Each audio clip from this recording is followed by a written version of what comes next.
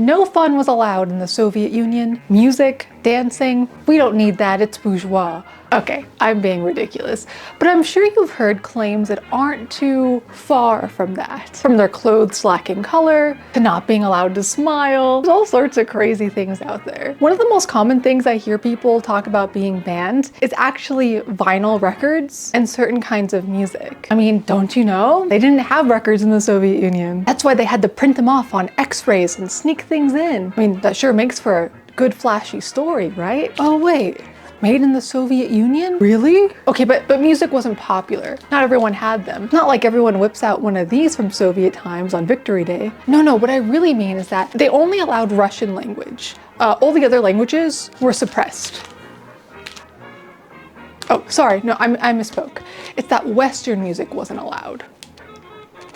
You get what I'm doing here, right? Like, yeah, it's mighty convenient for the West to make claims like this and to use it and make it into some flashy story. Of course, much of it is from the Red Scare in an attempt to dehumanize the Soviet people so that the West may come off as superior, friendly, and more humane. There were some things that really were banned, and dancing was one of those things. Well, specific kinds of dances. As someone who loves historical dress, I also have an interest in historical dance, and my favorite dance of all time is 1920s solo jazz like the Charleston. The Charleston was banned in the Soviet Union, and the foxtrot, swing for a while. Yeah, that was a thing. And yeah, I'm sad to know that if I was out doing the Charleston at a dance hall in the Soviet Union, I would get pulled aside for questioning, especially because I'm American. But instead of using it for shock value, the horror, how inhumane people couldn't dance, I want to explain to you why. Because things don't happen for no reason. And when it comes to something like banning an entire kind of dance, there's always context. So let's talk about it. Why, at least in the 20s and 30s, were certain kinds of dances banned in the Soviet Union?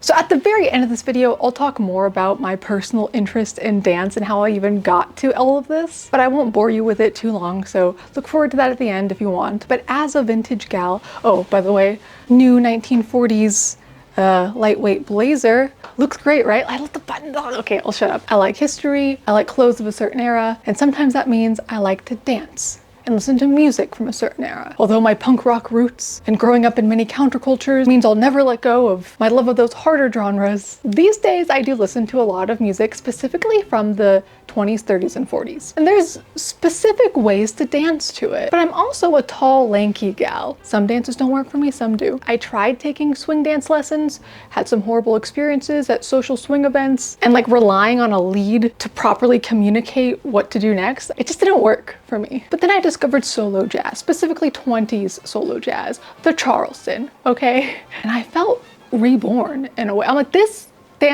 type of dancing was made for a tall, lanky gal like me. It's all loosey-goosey, you don't have to be controlled, you don't have to rely on another person, you can swing all over the place and it looks right. I love it. But the Soviets didn't. The Soviets didn't love it. And I was really sad the first time I found out that the Soviets banned the Charleston. Until I did my research, of course, until I dug into it. And I'm like, oh, okay. I reluctantly see. If you're not familiar with the Charleston, let me show you some clips.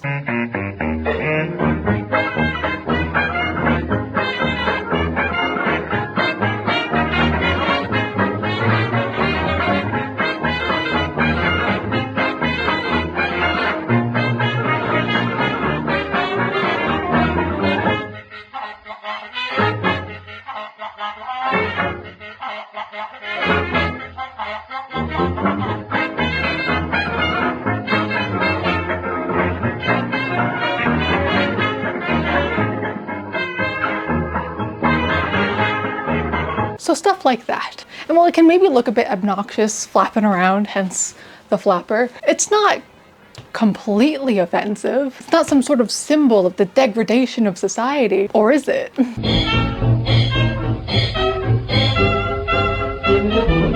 Let's start with some context. Imagine you're a newly formed socialist state, the first real socialist state. You face many challenges, you have 180 different unique people groups, even more languages, you span a monumental amount of geography, and you have Western imperial powers trying to stop what you're doing every step of the way. Did I mention you're doing something new for the very first time ever in history? You see, the early years of the Soviet Union, this new state, was focused on forging a unique socialist identity. This is a process that needed some structure, and this involved reshaping many aspects of everyday life, including dance. At the second All-Russian Komsomol Conference in May of 1922, some forms of dancing would be labeled as a means of petty bourgeois corrupting influence on the youth. But this ideological stance wasn't just about dance. It was about resisting Western cultural infiltration during a period where the Soviet Union was, well,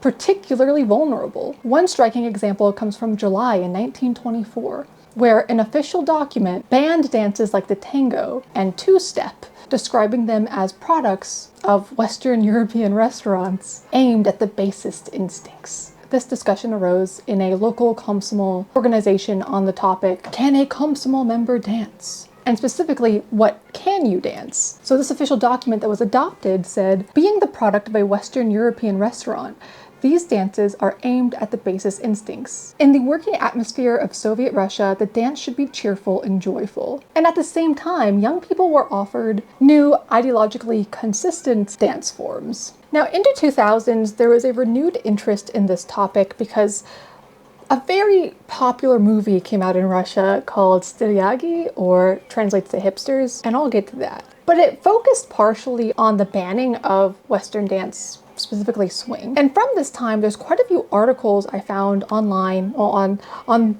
the Russian side of the internet, of course. And it's just really interesting to hear people discuss this topic.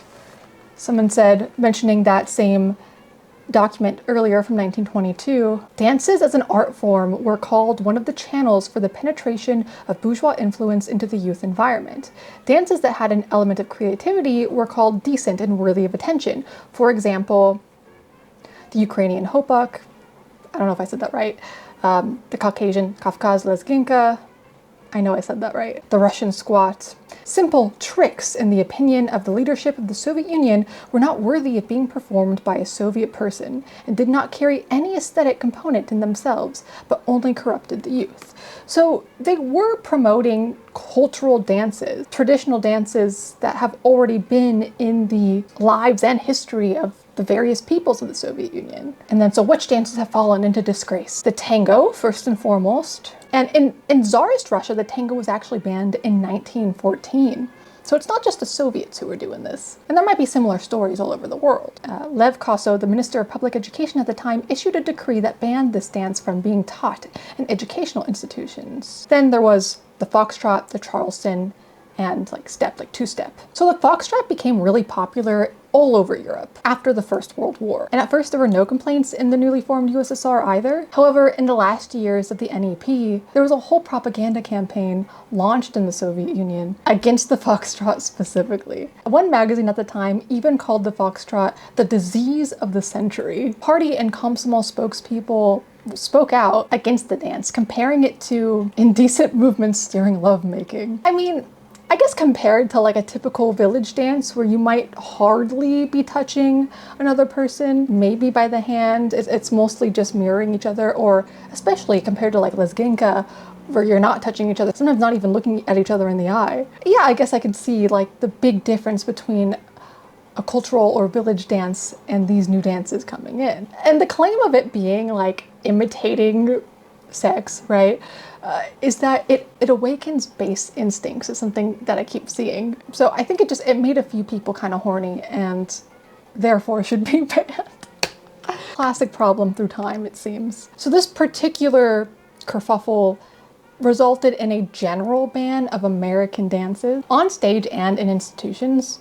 After the foxtrot, they would then specifically ban the Charleston. One quote here called the Charleston the destroyer of any moral standards of humanity. And as that is the dance closest to my heart and the one that I deeply enjoy, I couldn't just leave it at that. Okay, they're forming their own society, they're deciding what works for them culturally and towards the direction they want to go in, and they don't want to mimic the bourgeois West. And maybe seeing some people flap around with no control. maybe you could call it the destroyer of any moral standards of humanity, but that's a bit harsh. Surely there's more. Oh, by the way, the ban on these dances lasted less than a decade. Less than a decade, okay? The bans would be lifted in the early 30s. But there would be a lasting effect on this sort of thing. Because in the 1950s, you would then see another ban on the boogie woogie, certain types of rock and roll, the twist, swing dance, and so on. But you know what? Going back to Imperial Tsarist Russia, they banned the waltz in 1799. No one talks about that, though. I'd ban the waltz, too. I'm not a fan. It's boring. In 1929, there was a survey in the Soviet Union which showed that dancing was, sorry, I'm looking at it, fourth among the 10 types of entertainment that the young people preferred. More than 70% of the respondents liked to dance, with almost half of them regularly going to dance clubs, almost a third to paid dance floors, and a tenth even attending special dance classes. And that latter circumstance was seen as very negative by authorities. In 1929, S.M. Kirov said, "I do not understand the idea of taking a private dance class. It means that the person has acquired a taste for it. He has a Komsomol card, but he dreams of antics. Such phenomena definitely indicate some kind of envelopment." Started to be seen as counter-revolutionary character. Dances were bourgeois entertainment with erotic overtones. And if you noticed, I mentioned dance halls, dance clubs, dance classes, dance spaces in general. There were tons of places for the youth to go and dance. The Soviets built not just houses of culture, but cinemas, libraries, dance halls, specifically for this sort of entertainment. They were dancing, they were learning dances, they were learning languages, they were reading. The problem wasn't with dancing itself. And I would say it was probably easier for the Soviet youth to freely access a space to dance in, a safe place to dance in, and alcohol for that matter, than in the United States at the same time, in the context of prohibition and the reasons why people would go to dance halls and often pay money and sometimes pay women to dance with them, and how that became a business, that's something else entirely. But it is in these dance halls and sometimes those private dance lessons that the problem arose. Let's talk about espionage.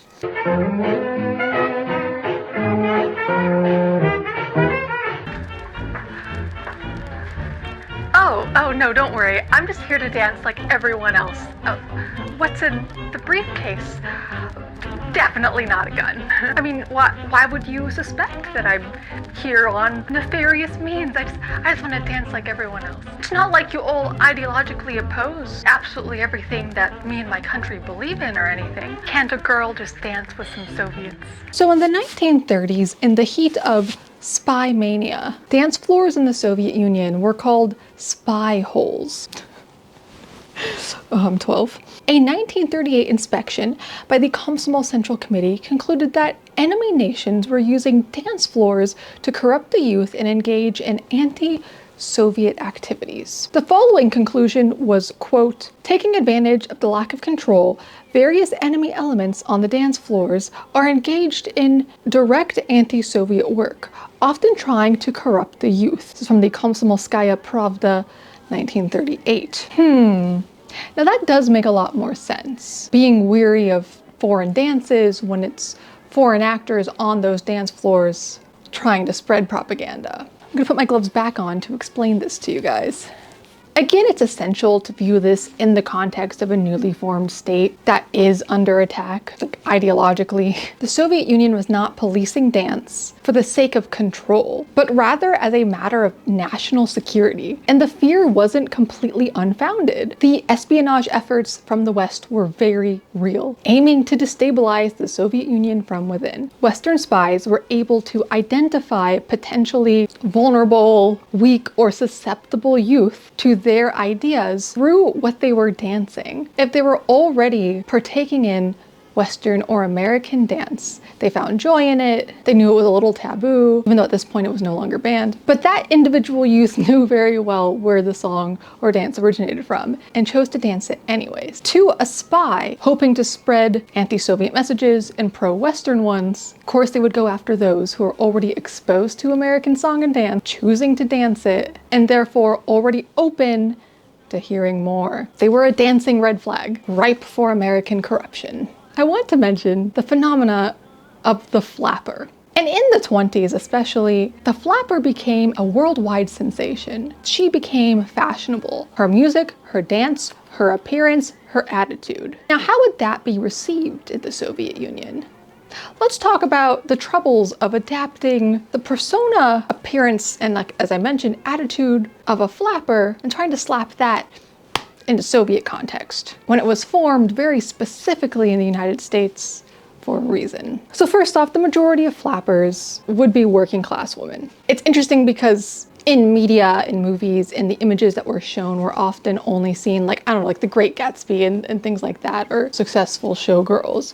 We end up seeing like this bourgeois idea of what a 1920s flapper would be and how they dress and what they looked like, which is very different than the reality of most people's existence in dance halls and speakeasies and the kinds of people that would be attached to that. Working class women in the 20s and 30s, I don't know if you've ever seen any pre-code Hollywood films, but they're not, at this time, especially if you were poor, don't think the 1950s housewife. It's not like that. These women are having a hard life, they're crude, they talk back, they fight, they drink, and they're gonna go to a dance hall or a speakeasy at the end of the day to deal with all the shit going on. You know, their material conditions aren't great. So they're gonna go drink after work and flap around and give their family expectations one of these. But yeah, ultimately, flappers were a reaction to their material conditions, which at the time, being a working woman, wasn't good. And a lot of their antics were a reaction to that. American culture, unfortunately, even then affects the rest of the world. Music, dance, and fashion. And the flapper look started to become a thing in Europe. And so when the Soviets were trying to shape a new society built on education and passion, a lot of effort from the ground up, a look, an attitude, an expression of such rooted in not caring, of course that would be something they're against. You can't slap that onto the Soviets. Of course that's not what they want to be popular with the youth, and they're going to have a heavy hand on everything related to that new popular culture. I really hope you understand what I'm trying to say, don't get me wrong. I love studying counterculture, I grew up in it. There's so much history and context behind all of these things. I enjoy the idea of the flapper and their dances, but it absolutely stands in opposition with the discipline needed, at least initially, in building a whole new society. So that's the Soviet panic. Let's get to the American moral panic. Sorry, North American. I'm so sorry, South America.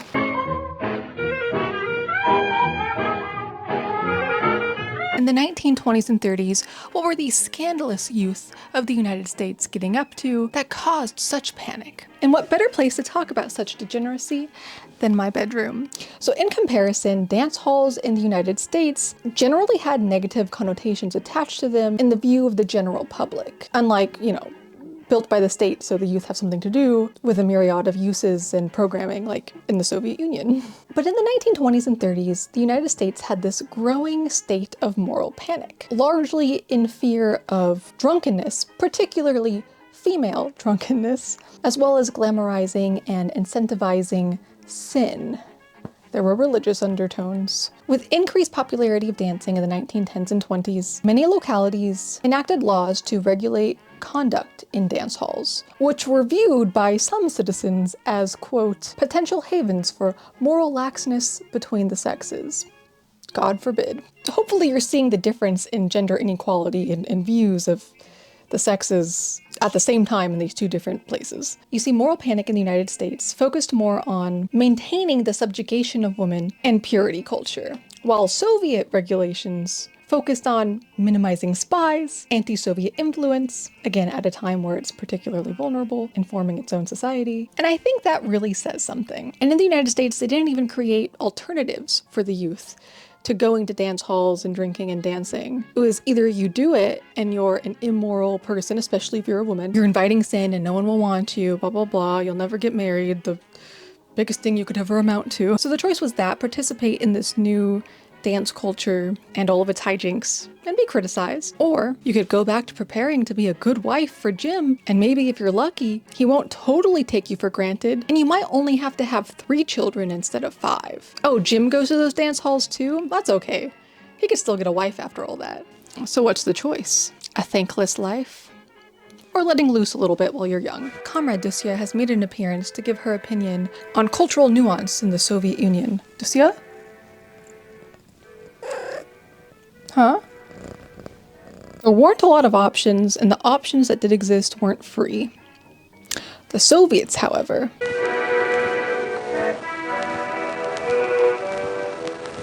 So the Soviets did give other options and encouraged local and cultural versions of song and dance, as I mentioned before. Song and dance from its hundreds of people groups and languages, in which houses of culture, halls, theaters, other kinds of houses, etc. were built in abundance. Very much encouraging song, dance, and art. You could be an artist. You could make a living being an artist. It was just Western-specific art that was critiqued based on issues it genuinely brought. They had much bigger priorities other than youth leisure, and they still chose to focus on giving them options. It makes the criticisms and slight paranoia around dance halls more understandable. All in all, the so-called ban on certain kinds of dances is certainly no more outlandish than the moral panic simultaneously happening in the United States, also preventing young people from dancing as much as they may have wanted.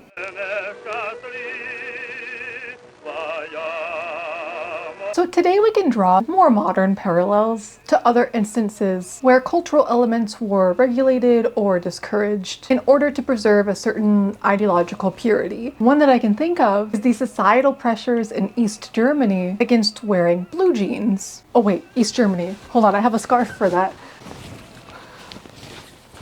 Hey!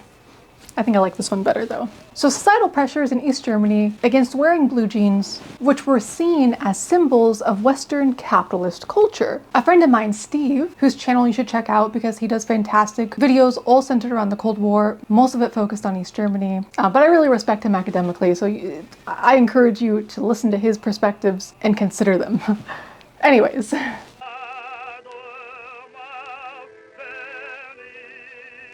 His focus on the societal pressures, not the actual legal ban, to not wear highly propagandized items like the Western blue jean, which shifted from once being a working class laborer fashion to something associated with capitalist excess. Things like this need to be contextualized in the understanding of a new state or growing state trying to build and uphold a culture that is socialist in nature and therefore in opposition to the capitalist West, like the United States. In these sorts of contexts, I think it makes a lot more sense to put pressure on avoiding the idealization of Western products, ideas, and even dances. And those growing up in new socialist states, who despite it all are choosing to indulge in such Western delicacies, I do believe that it makes absolute sense that those individuals would end up being targets, the easiest targets for Western spies and influences, and to potentially in the future espouse anti-Soviet, anti-communist, or pro-capitalist ideas, therefore be a danger or threat to the formation of this new culture and society. Like, there is logic in all of this, and I hope you see that.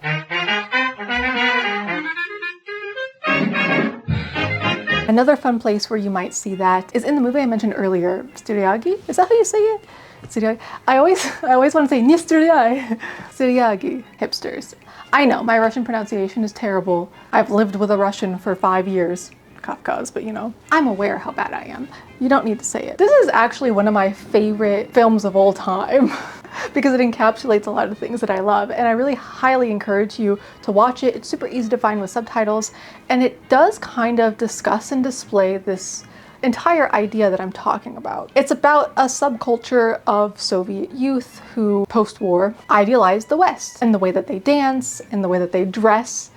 They reject a lot of the communal aspects of their culture. They leave like the party, the komsomol. They stop being involved in anything related to bettering their neighborhoods and communities. And while it initially expresses this by trying to make you feel a little bad for them, like the komsomol youth are hardcore going after them, cutting up their clothes, beating them, raiding their secret dance spots. It ultimately shows you the hypocrisy in both sides, which I really appreciate. The main character loses everything all on his own doing. One of the main hipsters is the son of corrupt, wealthy politician, I believe, who ends up being the only one who actually goes to America only to come back and say, hey guys, it's not how we imagined. Surprise. But yeah, it's just a really good movie. The soundtrack is amazing. Both factions have great fashion to be inspired by if you're looking for that. And it's just a fun way to consume this sort of understanding of counterculture at that time in the way that it may have been a good and a bad thing. It's relatively fair in its depiction.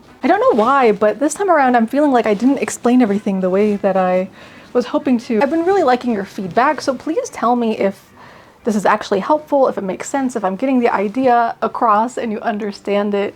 I'm always looking to improve, and I think I'm trying to always get better. Let me see Comrade Dusya over here. Oh, and my lint roller. I'm sorry. Anyways, thank you for watching this far. I was just gonna ramble on about some personal stuff that if you are interested in me, you might be interested in hearing. If not, bye. I appreciate you. Let me know what you thought about all that, and if it made sense, my links are down below. If you'd like to support me, become a patron of mine on Patreon. I have a PayPal for donations as well. All of it really genuinely helps. I'm looking to buy some new lights and a tripod that's better than the cheapest one on Amazon 4 years ago that I currently use. But yeah, let me tell you how I got into 1920s Charleston solo jazz dance, because it's very cringe and telling. Let's go somewhere more intimate.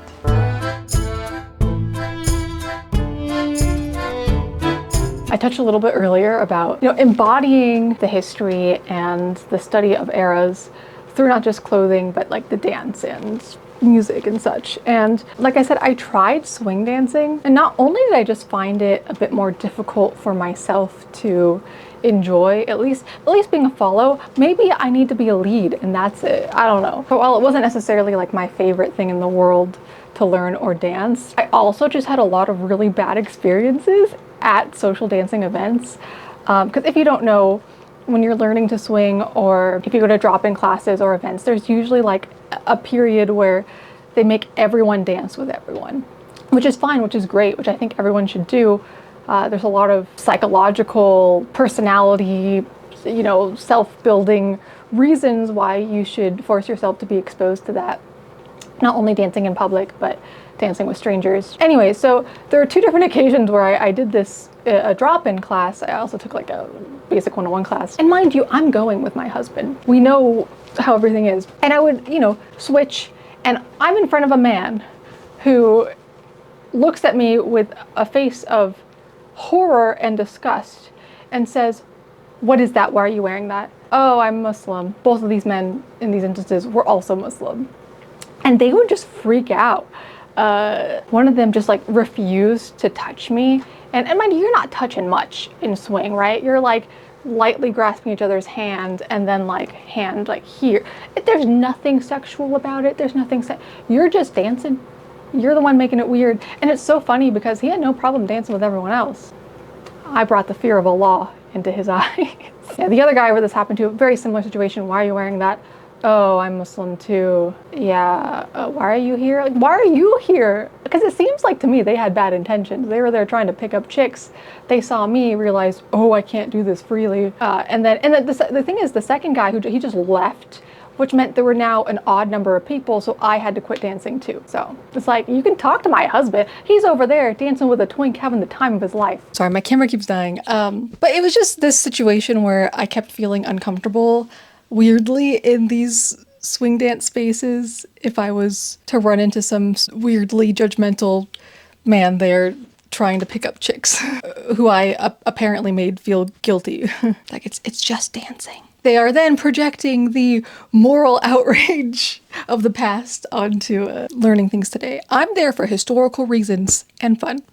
Anyways, I was really sad because I had given up on this, and that's like the only kind of dance that you can get a lot of lessons and experience in. It's not like you can just go to a Charleston class or any other sort of historical dance. So I was thinking about the possibility of getting into Charleston, but I just couldn't find any place that would allow me to do that. And then one frightful evening, I think maybe back in March, it wasn't that long ago, back in March, I was scrolling through TikTok, and you know what came up on my TikTok feed? It's so cringe that this is what got me all into this. Basically, there was this Alistair cosplayer from Has-Been Hotel.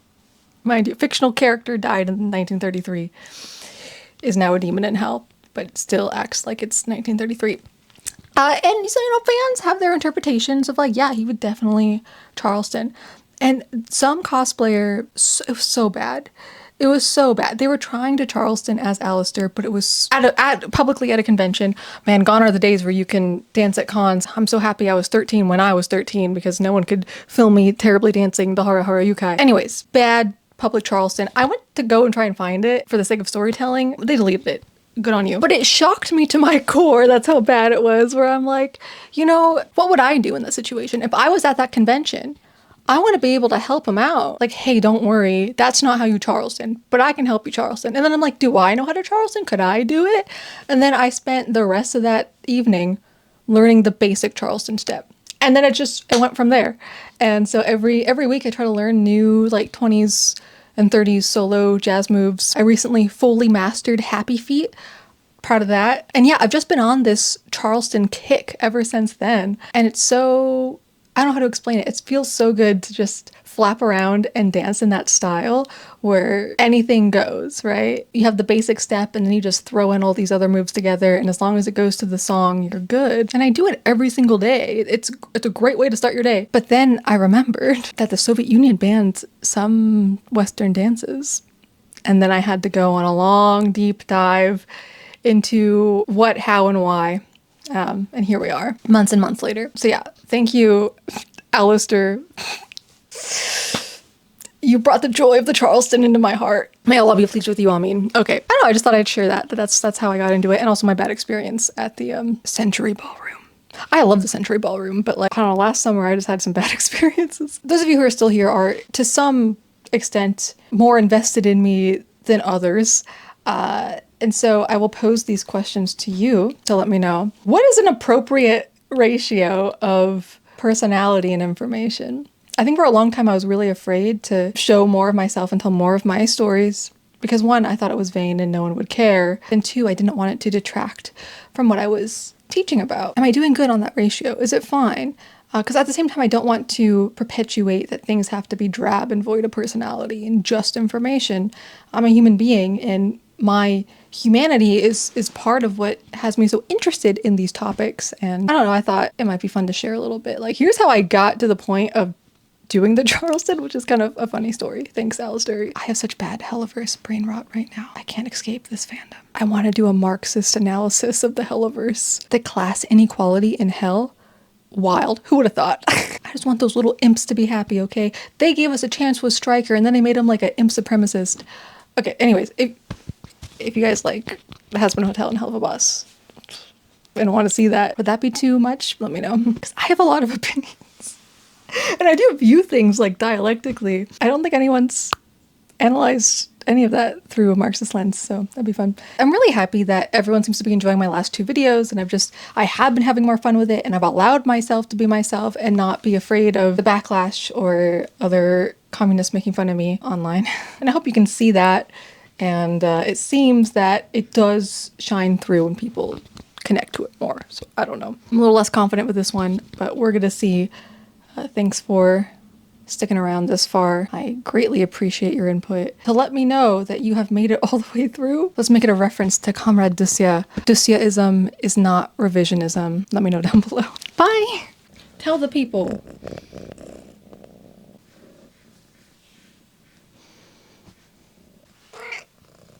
Dusya.